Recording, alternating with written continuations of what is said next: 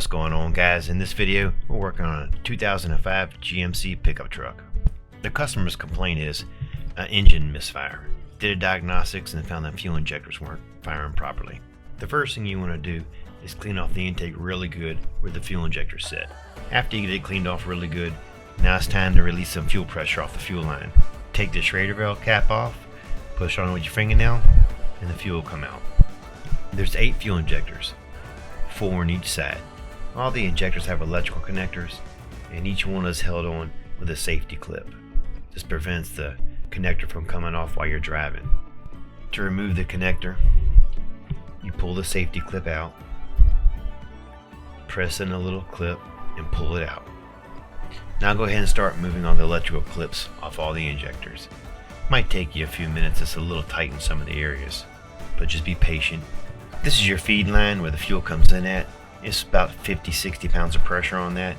It crosses from this side to the other side through this tube. You can go ahead and start removing the fuel injector rail. It's held on with 4 8mm bolts.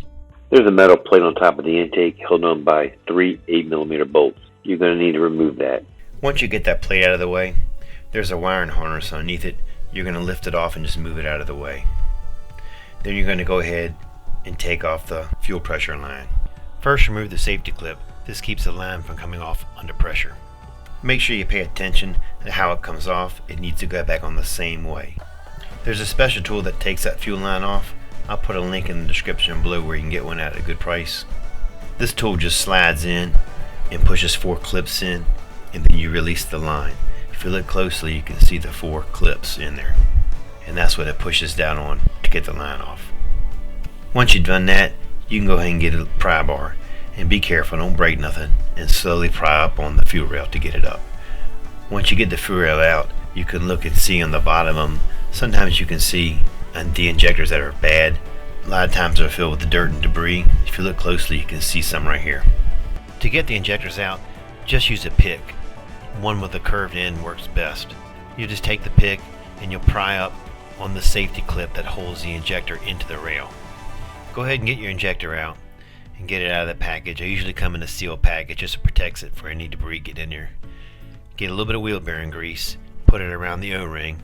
Just a thin little coat will do it, and that helps it slide in the hole easily. Be sure not to get any grease in the fuel holes. Make sure when you're installing the injectors, the safety clip that holds the injector to the rail is installed correctly. There's a plastic tit on the injector. When you slide that clip on, make sure it sits in the hole flush. And you're just going to repeat that process 7 more times. Now your rail is ready for installation. When you go to install the fuel rail, make sure you use a little bit of grease around all the O-rings. This way to help it slide into the intake a lot easier, and it'll be less chance of having a fuel leak. You're just going to reverse procedure for the installation. Make sure all the safety clips go back on, all the injectors and the feed line. You don't want any chance of having any kind of leaks or something happening while you're driving the vehicle. I hope you enjoyed this video. Don't forget to hit that like button and subscribe to the channel.